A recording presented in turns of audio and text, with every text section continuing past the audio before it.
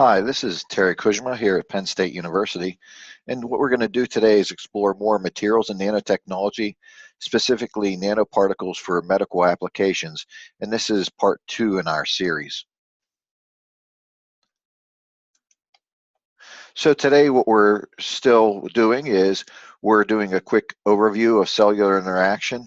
Specifically, we're looking at issues such as scale, size, and a generic animal cell.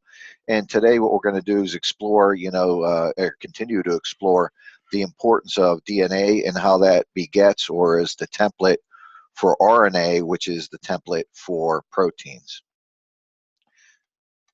So let's jump into this. So we have the protein synthesis.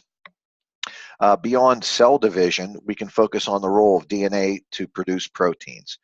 So once RNA is synthesized from DNA, it leaves the nucleus for the ribosomes in the endoplasmic reticulum. Transfer RNA, which is another type of RNA, transfers amino acids, which are the building blocks of proteins from the cell cytoplasm to the ribosome. So in essence, the transfer RNA, mRNA, and ribosomes function together to synthesize proteins. So again, I think this is a good to look at this as a lesson. This is good self-assembly that nature uses. So let's take a look at what happens here in specific, a nice drawing. What we do for cellular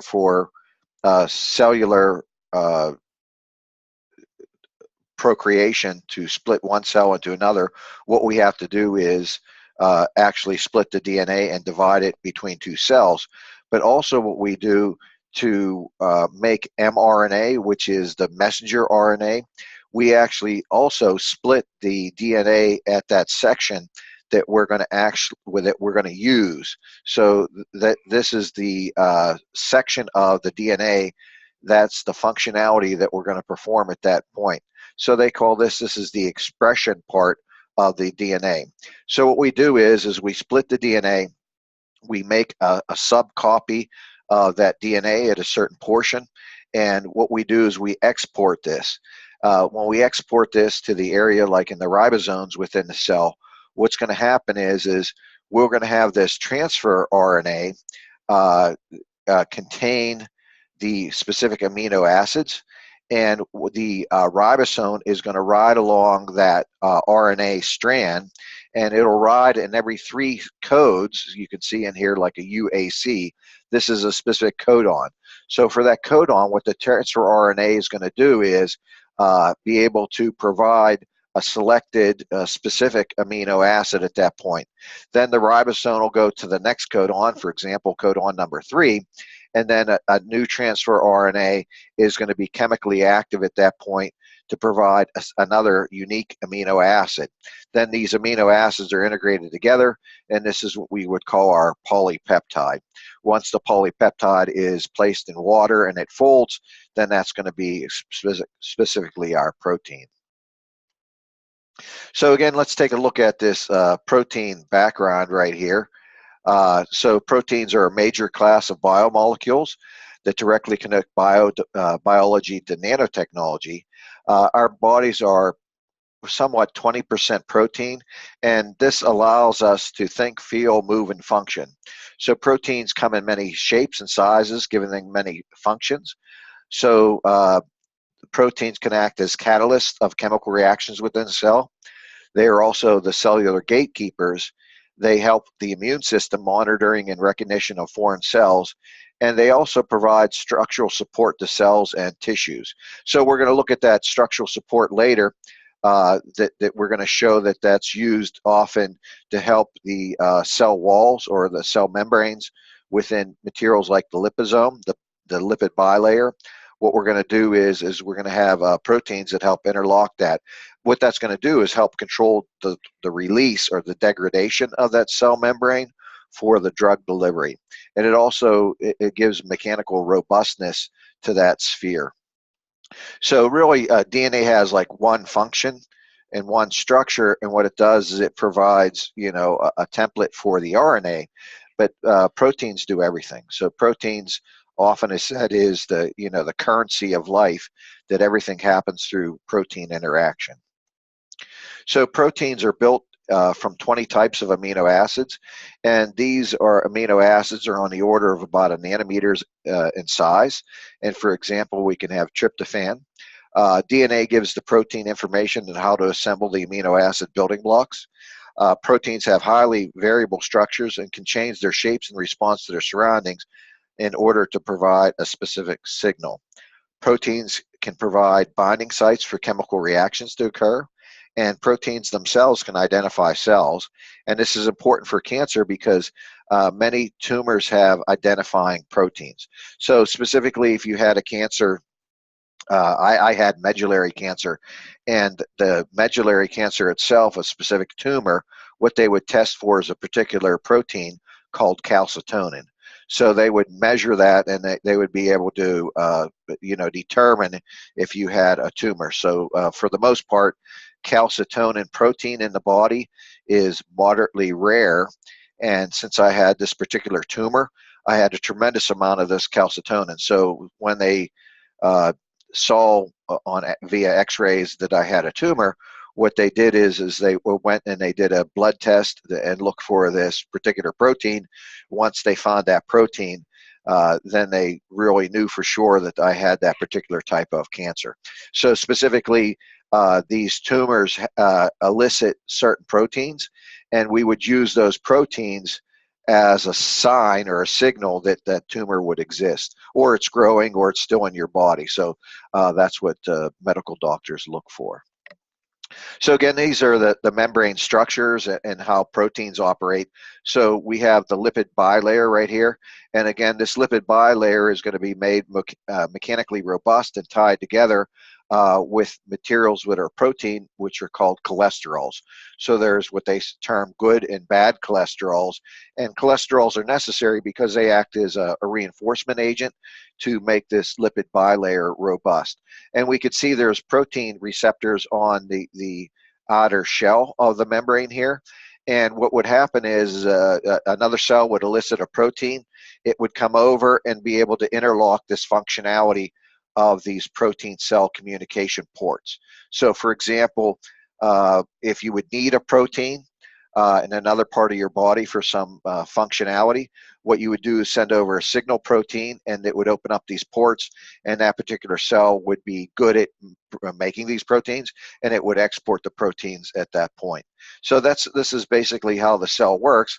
The cell works through protein interconnections, and in some senses, I like the analogy that they say this operates on a lock and key. So we could see this cell membrane itself as being the lock, and then proteins from other cells come over, and they're the key that open these portals and make these interactions take place. So again, here's a nice key down here at the bottom that you can take a look at to show these specific portals on the cell. So I actually think this is an excellent picture here that tells a lot about the cell. So again, let's take a look at some things that are considered important, especially to bioengineers. I think, rhetorically, if you would ask a bioengineer what they think, or for biomaterials, what's important, and I think a lot of them would identify from the scientific perspective that the hydrophobic hydrophilic interaction of materials is really a driving force in biology. And if we would look at this, take a couple steps back and look at this, I think that's important to see, because what that's going to show us is that this is going to take place with very little energy. So this response or chemical affinity, whether this particular protein or amino acid is water liking or water fearing, it really doesn't take that much energy to do that work. So the energy is minimized at that point. So we actually just have this per se innate response that we don't need to spend a lot of energy on. So it's efficient. So energy, or nature, is certainly efficient. So I think this is a good view of what should be done. And again, I think these things are important not just for biology, but we could use these as a general tool in engineering, this idea or concept, and we can apply that to other different applications. So again, let's move forward here. Protein interaction establishes the cell's response to materials. Polypeptides contain both hydrophilic and hydrophobic amino acids. Polypeptides will fold in an aqueous solution, Once folded, polypeptides are considered to be proteins, which are a vital part of the biological process. So the hydrophobic, hydrophilic nature of amino acids gives proteins a three-dimensional complexity. So if we take a look at amino acids, these are specific amino acids right here, and these are going to give us a certain hydrophobic response when they're in a water solution. And then we can take a look. There's also a hydrophilic list of amino acids, and when these are on the polypeptide chain, what they're going to want to do is move away from the water. So this moving towards the water, and the hydrophobic are going to want to move away. The hydrophilic are going to want to move towards the water. I'm sorry, I got that wrong, or backwards. So hydrophilic are going to move towards the water. Hydrophobic is going to move away from the water. So when we put those in a chain, we can see that the chain is actually going to have some motivation or means that it's going to fold in a certain way. So it's going to fold to minimize its energy. So that's really important, and the protein itself does this automatically with these pre-described missions for hydrophobic or hydrophilic interaction. So amino acids, which we're going to define as the twist, the hydrophobic, hydrophilic nature of amino acids allows polypeptides to twist and bend in water. So this twisting and bending defines the functionality of the protein. Material response to some diseases are defined by a certain twist, a lack of a certain twist in a protein. So for example, if your DNA was damaged, then your RNA is going to be damaged. And then when you make a protein, that protein, one of the amino acids is going to be incorrect. If that amino acid is highly incorrect and hydrophobic instead of hydrophilic, the protein itself, the macro protein that we're building with that particular misplaced amino acid, is going to fold in a different geometric shape. So once it's in a different geometric shape, it's really not going to be the right key for the right lock. So in that way, it would be damaged. So again, this is why people fear, per se, radiation, because radiation could damage DNA. Once the DNA is damaged, then the RNA is damaged, and then the proteins don't work the right way, and therefore, in essence, you die because your proteins are not carrying out life's functionality because the proteins are incorrect. So this shows us, again, another picture of amino acids and how these would fold. So these are the different amino acids shown here in the upper left. And again, these are representative of the three encoding system called the codon from the RNA. So each codon is going to express a certain amino acid coupled together in a polypeptide. And then once that's folded, it can fold into a polypeptide chain into water, and then more polypeptides can even interact to form a macro complex protein. So intercellular junctions, as we said before, these cells themselves, they communicate through proteins and interaction and through physical contact, and often this is through protein interaction. So there are three main types of intercellular junctions in animal cells. To be brief, there's tight junctions which help diffuse and prevent leakage of the extracellular fluid from the cell itself. There's desmosomes which anchor the cells together, and then there's gap junctions which pass salts, sugars, amino acids, and other small molecules in the between the cells. So now let's take a look again, intercellular junctions. It's interesting to note that cancer tumors often don't follow the rules of normal cells. Cancer themselves break the tight junction rule. Therefore, blood capillaries are often leaky compared to normal tissue. We'll look at how these attributes, this difference between cancer and a normal tight junctions within a cell, are going to make a difference. So historically, they've always, people, from the days of Socrates, etc., back in that time, they've always referred to tumors as bloody masses because they really look like they're often not solid. They're spongy-like and really bloody. So people were since the dawn of time, have been able to identify tumors, etc. So let's look at the cell communication. In the cell's membranes, the lipid bilayer has many receptors which receive chemical signals from other cells in the extracellular matrix. A ligand is defined as a molecule that binds with a receptor in order to induce a cellular response. So a ligand can be a neurotransmitter. Ligands are hormones. A ligand could be a pharmaceutical drug, a toxin, or proteins from other cells for communication. So proteins on the cell membrane serve as a marker to identify one cell to another within the body.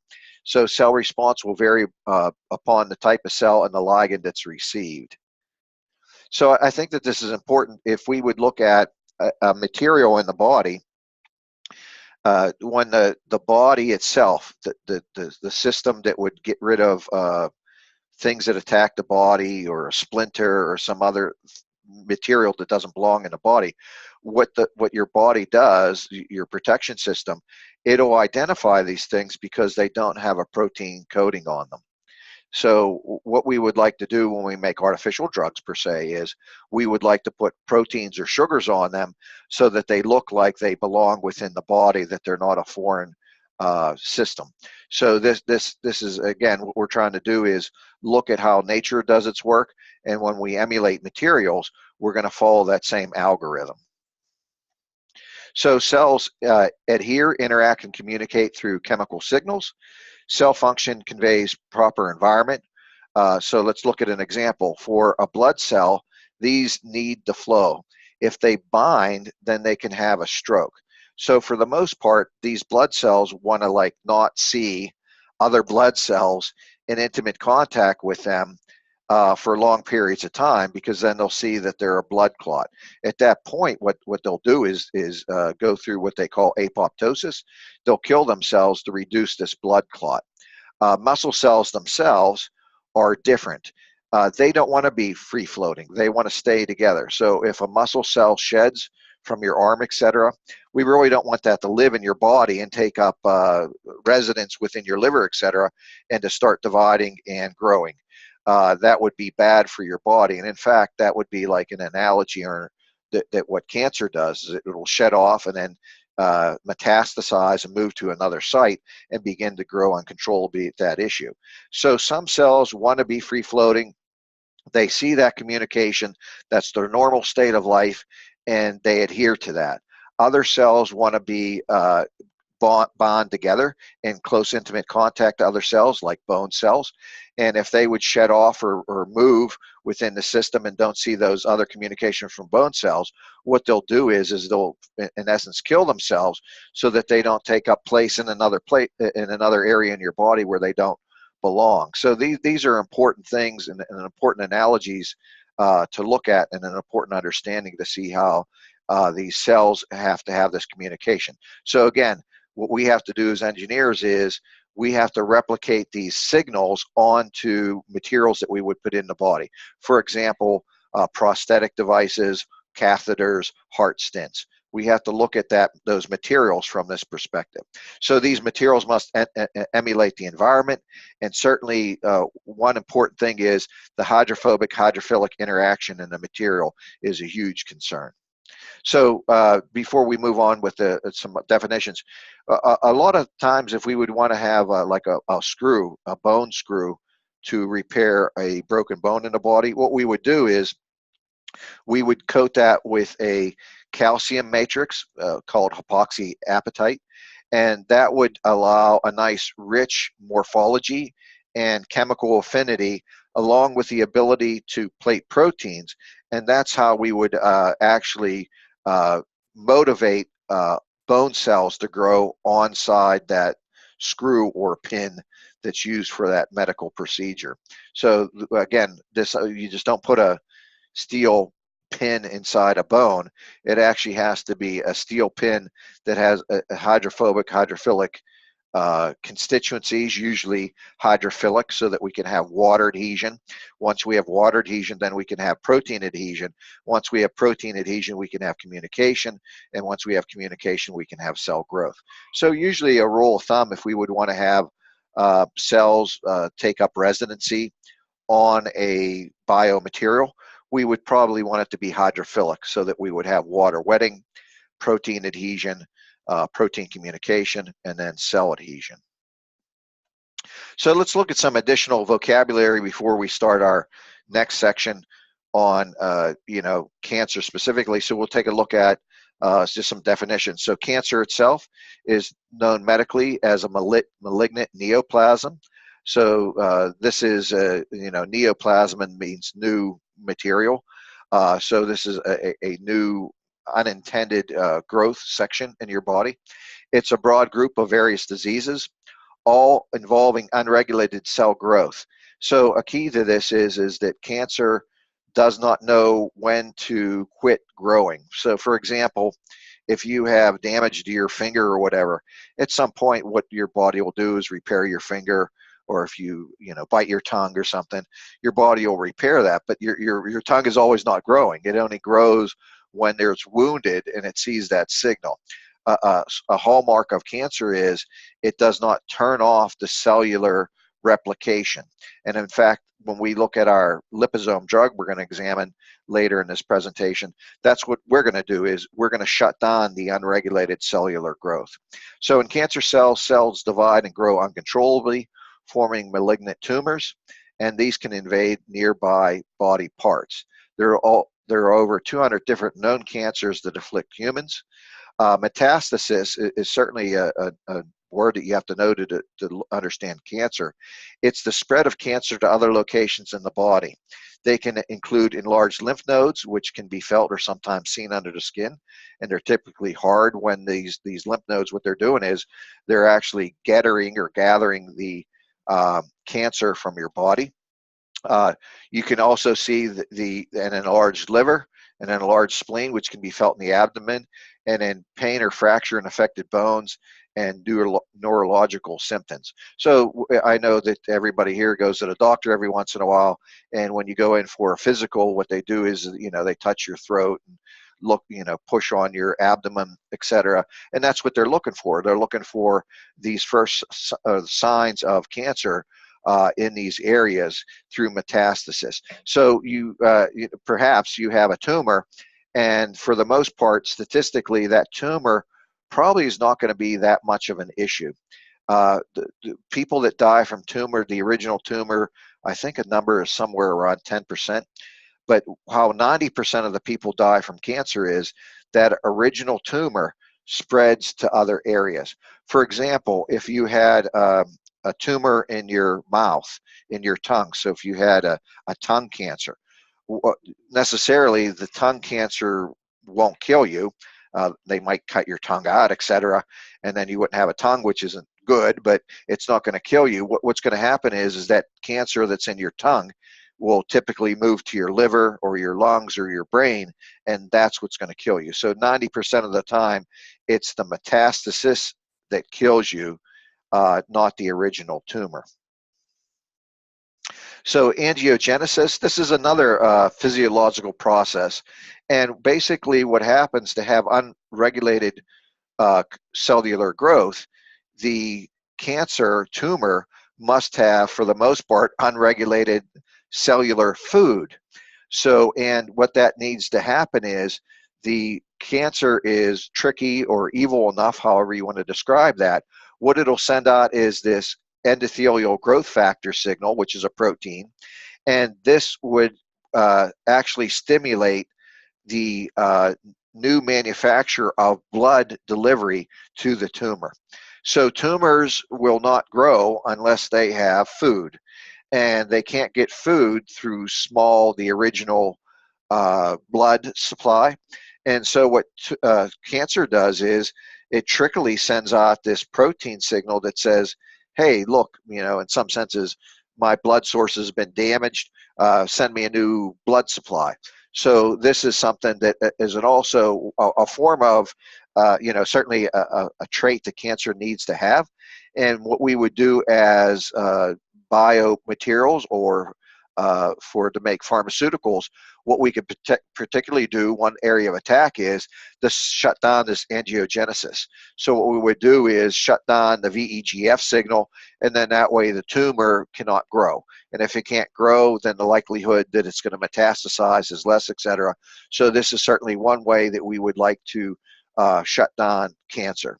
So a ligand, again, we described this before, but it's a substance, usually a small molecule, that forms a complex with a biomolecule to serve a biological purpose.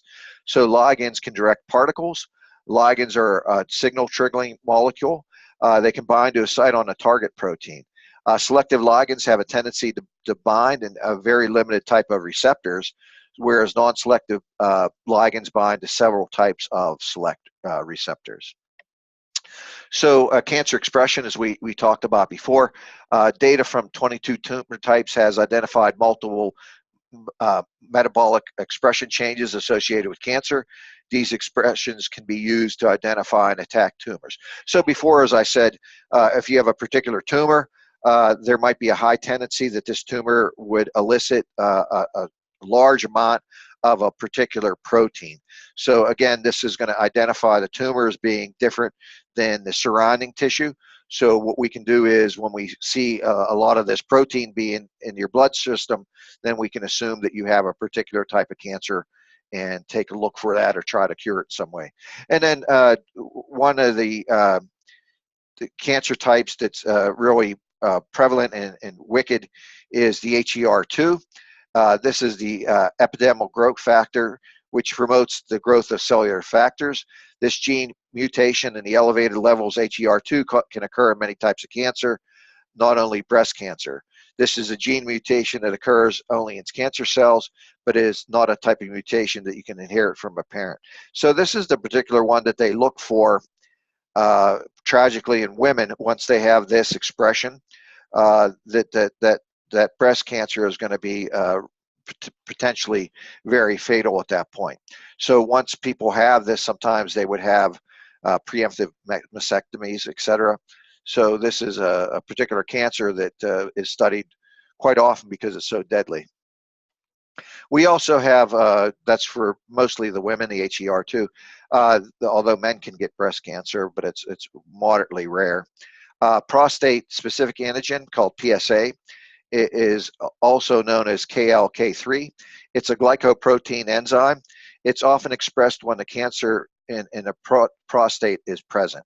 It's natural in the body to have this KLK3, but it's at a moderate level. When this is overexpressed, then we can assume the overexpression comes from the prostate cancer.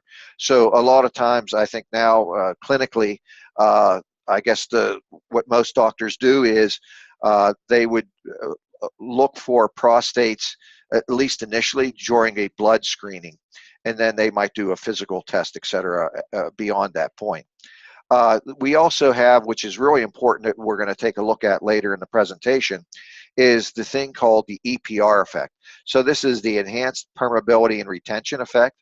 It's a property by which certain size of molecules, typically liposomes, nanoparticles, and macromolecular drugs, tend to accumulate in a tumor tissue much more readily than they do in normal tissues. Particles can preferentially enter tumors because these newly formed tumor vessels are usually abnormal and form abnormal architecture. They have poorly aligned defective endothelial cells, and we could say, as an analogy, these are like a roof that is missing a shingle. And where this roof is missing a shingle, by analogy, is where that we could place a nano-sized drug, and it'll fall into that defect.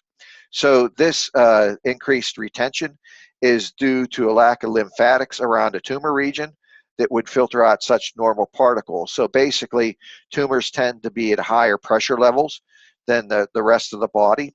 And luckily, once we would put a drug or a nanoparticle into a tumor, it doesn't have a way of getting rid of it. So that's kind of nice because we could place this poison in or this particle, and the tumor would readily, per se, accept it and not be able to get rid of that. So that comes in an advantage for us in this case.